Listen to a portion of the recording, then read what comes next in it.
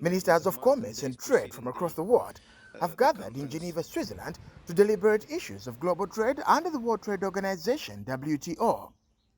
Key on the agenda is agriculture, trade and investment, fisheries and intellectual property, among others.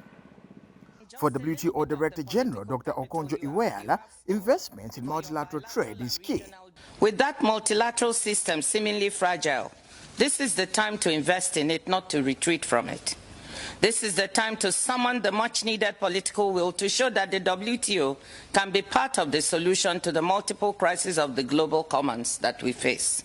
The challenges we currently confront are also an opportunity. Zambia's Minister of Commerce and Trade, Chipoka Mulenga, in a message to the 12th Ministerial Conference, called for enhanced participation of least developed countries in multilateral trade. Zambia's strategic focus in its new economic transformation agenda is to address the supply side constraints in order to boost domestic productive capacity and create jobs.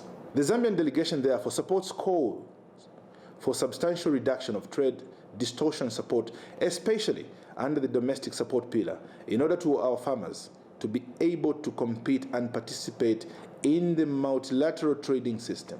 This conference failed to take off for 2 years owing to COVID, which ravaged the globe. And Zambia is now calling for waivers of intellectual property to manufacturing of COVID vaccines so that LDCs can set up their own plants.